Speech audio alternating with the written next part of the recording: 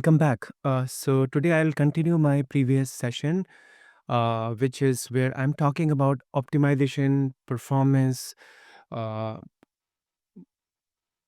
tips and tricks which every developer must know, and some of the very difficult concept, okay, which I try to explain here in a very easy and with real life analogy, with real code and with real browser console, to understand those concepts. I have already covered use memo, use callback, and many other important topics in my previous video. I'll put the description of my previous session in this video comment section. And without wasting time, let's start. So, um, I definitely say those who have not gone through my previous video, I covered all these in a very detailed way. I hope you understand that. So, today, let's start with this context API. So, context API. Well, context API, this is very important concept in React, or you can say the state management world. So when you say context API, so the context API is a way which actually came quite long back when there was no Redux, Saga, or any state management tool, right? So the purpose of context API is actually to have your state globally available, uh, to be available for all your components, right? So what it does actually, so um, for example, I'm not saying to use context API for all the purpose, because we have right now available so many state management tool, but still it's a good choice when, let's say, you have smaller apps. For example, simple use cases like, example, you are passing a theme or locale, or let's say a very few props. I think context API is often sufficient, right? So less boilerplate compared to the Redux for simple needs. So when you have very basic and simple needs, you want to pass your your props, or pass a theme or locale or something like that, or very few props, go for context API, which is very very good in terms of dealing with all this related concept. So over here, you see, I have very basic component, okay, which I'm rendering. And over here, I'm rendering parent. And then inside parent, I am having my child. So see, I created my context here. And if you see in my child, what I'm doing, like whatever context I create, my context is my context, which I just create from create context. Value hello from context. This is what I have initialized. Now this value will be available inside my child. You just need to do value use context and my context, whatever context, and then you can render the value. This is how exactly you deal with the context API. So again, context API is a very good concept, okay, which can be used with very simplistic, I would say, examples of having of dealing with this um, state management stuff. So I think this is pretty much all when it comes to context API, right? If you ask me again for the question, like, for example, do we really need to use context API? Yes or no? So I would definitely say that it all depends. For example, uh, the context API, it can manage state globally without prop drilling. But again, if let's say your application is complex, you need to manage your state in a very, I would say, better way because of the complexity of the application.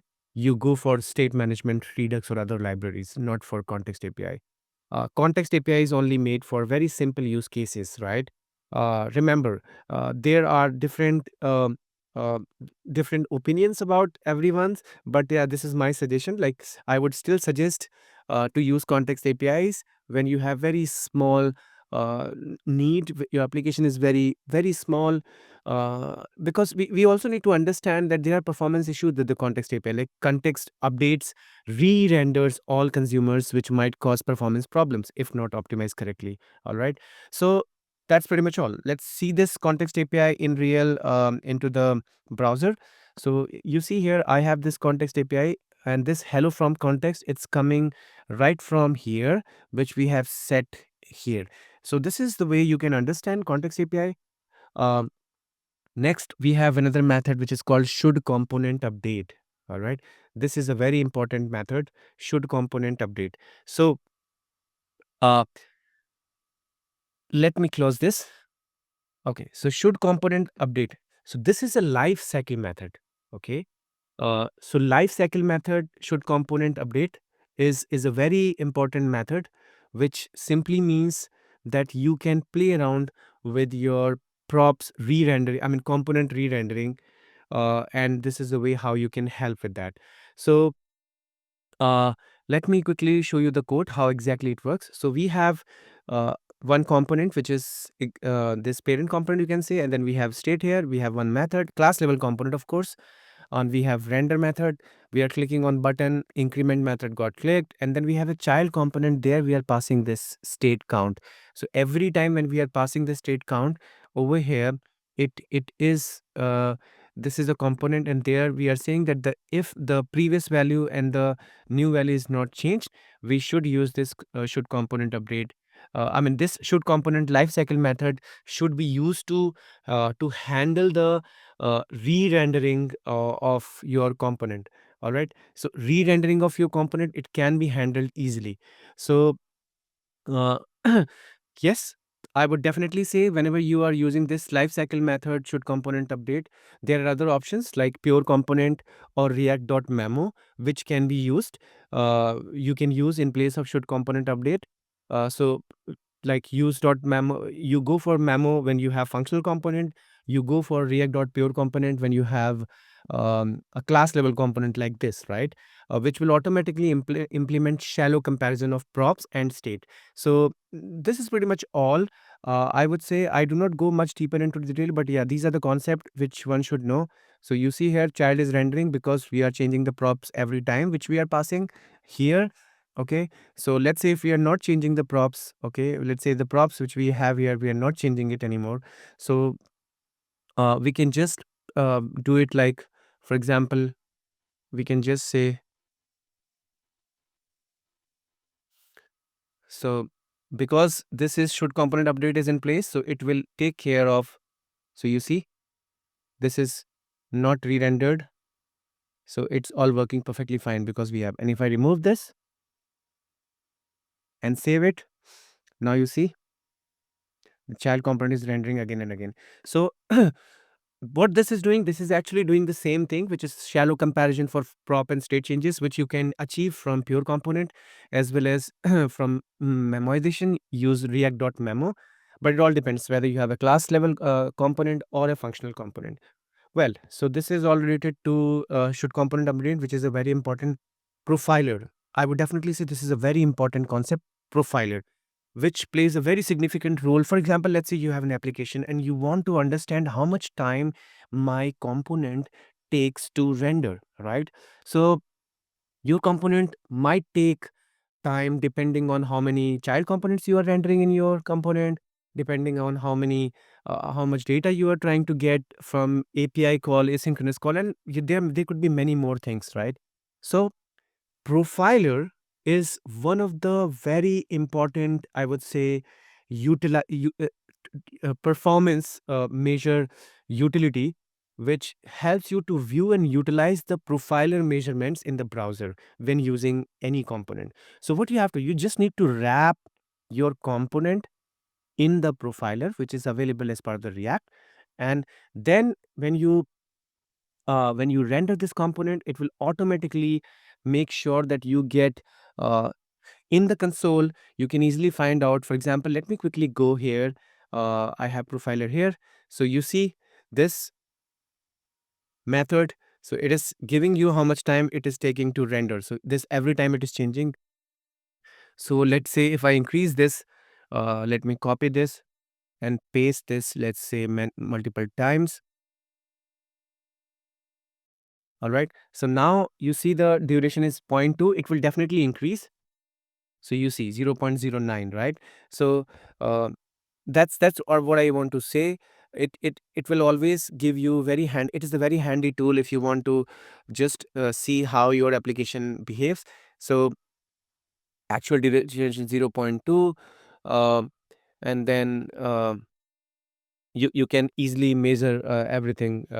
in a good way. So this is a profiler which gives you out of the box browser utilities to see how your code behaves, what is the time it takes to render.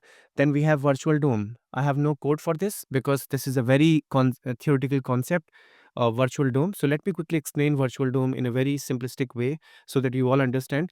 So virtual DOM is a programming concept, right? It is used to optimize updates to a user interface. It is primarily associated with JavaScript framework like React. So what is virtual DOM? So the concept is the document object model represent the structure of a web page, right? This is called DOM. Every element like div, p, input and all is a node in this tree like structure. So just imagine this is DOM is a tree and these div, p, they all are nodes in that tree. Directly updating the actual DOM is computationally very expensive because it involves recalculating styles, layouts, re-rendering visual elements on the screen and all that. Because your page is like having body, there are many CSS gets injected to every single element that you have. So if you have to update the actual DOM, it is very, very computationally expensive. You need to find out what place you have to update and what you have to re-render those things again. So virtual DOM is an abstraction which sits on the top of that. It is a lightweight copy of the real DOM kept in memory. See, it is kept in memory. That is why it is fast. It is faster to manipulate and allow for efficient comparison and updates. How exactly it works? So changes are first made to the virtual DOM, okay, which is an abstraction. A delta, okay, or let's say a diffing algorithm compares the virtual DOM with the previous version to find the minimal changes. Okay, the framework updates only the necessary part of the real DOM instead of re-rendering everything. So that's how it works. So it compares the virtual DOM with the previous version to find the minimal changes. Okay, so let me quickly explain with a real life analogy. So imagine you have you own a restaurant and you want to upgrade a large wall mounted menu that customers see. So without virtual DOM, updating the menu directly, what you will do? You as the owner physically go to the menu board, update each item one by one, isn't it? You erase the old prices and write the new ones, add or remove items directly on the board. Each small change takes time and you are doing it in real time live in front of the customers. This process is slow, error prompts and very disruptive, isn't it? Because see, you are updating the real board in front of the customers. With virtual DOM using a draft, the process is little bit changed. What you will do before updating the real board, before touching the actual board, you make a draft on a piece of paper, the virtual DOM. You jot down all the changes you want and then you compare and find the differences. Compare your draft with the current menu to identify only the necessary updates, example price changes, items to be added or removed.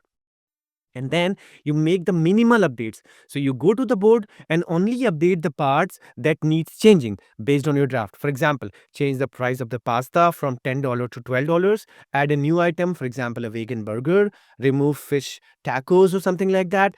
So this is all you can do. So with this approach, when you're creating a draft, what you're achieving, the key benefits that you're achieving here is the efficiency. The diffing algorithm ensures only necessary changes are made. Okay, speed. By avoiding direct and frequent interaction with the real DOM, updates are always going to faster. Then abstraction.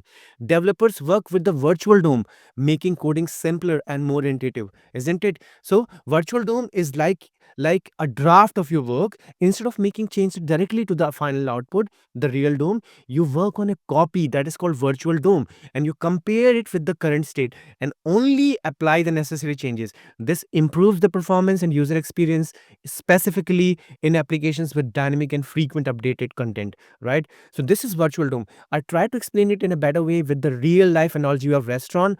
I hope you got it. With this, let's move to the next topic, which is called use effect cleanup. I'm sure most of us here, they are using use effect quite a lot in your components. What is cleanup? Why the cleanup is so important here? So use effect cleanup is way important than any other topic in React world. Why? So the importance of use effect cleanup can be I can try to explain with a real life analogy. Okay, so yeah, let me think. So let's take you leaving a room without turning off the lights, right? So this can be a very good example. So imagine you are hosting a party in your house and each room has its own light. As the party progress, you and your guest, they move from one room to another room, right? If you don't turn off the lights in the rooms you're no longer using it, they remain open. They remain on, unnecessarily consuming electricity and causing your electricity bill to spike, isn't it? Now think of these lights as side effects, like the interval running in your React component. When you leave a room, components unmounts. Failing to turn off the lights, cleaning up the side effect can lead to inefficiency, wastage of resources, and money as well. You're paying the bill which are no longer valid. So why cleanup is important here? In React component, the use effect over here, you see it starts a set interval that logs a message every second, isn't it? Without the cleanup, what you're doing, you're wasting the resources. The interval would continue running in the background. This interval would continue running in the background. Why? You remember, I definitely share the link of the videos where you can understand the concept of macro task, priority queues, event loop, and all that. So the moment this code is executed, this go out of here, like it goes into the queue to run in a different queue, and then it will be bring back into the call stack to run. So this will be running in the background even if the component is removed from the screen. This consumes memory and CPU resources unnecessarily. Next is memory leak. Over time, when this thing will keep on running, if components are mounted and unmounted frequently, intervals that aren't cleaned can accumulate, causing your app go down, slow down, or it can crash due to memory leaks. Unexpected behavior can also be expected, right? Leading to runtime errors or unexpected behavior, wherein it might interact with the part of the application that no longer exists, right? So these are the some side effects that always are expected. What cleanup here does? So it is like turning off the lights when you leave the room. So stop the interval, clear the interval. Over here, this line number 11 to line number 14 is where you do the cleanup. And this is the syntax, right? You just write whatever you need in this return as a cleanup. And this ensures that intervals stop running once the components unmount.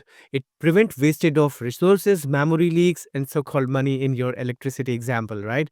Uh, all right. So let me quickly show you in real how this looks. So you have this. So you see cleaned up interval running. This interval is running. And now when I switch to some other, so you see this is cleaned up. All right. So let's not focus on this because this is some other example where which is running. So I think, all right. So I think this, I need to run it again. Because of that, this problem is coming. And yeah. So now the application is up. Let me quickly go to use effect cleanup. So see cleanup interval running. And then if I move to some other component, so you see this clean up is called line number 12 over here. So this is called. So this is stopped. So it means we are safe with the memory. So that's pretty much all. I would like to cover other important concepts of React world, which are very, very important for developers who want to learn very, very important concepts when you code, when you want to give review comments. So see you next time. Thank you very much.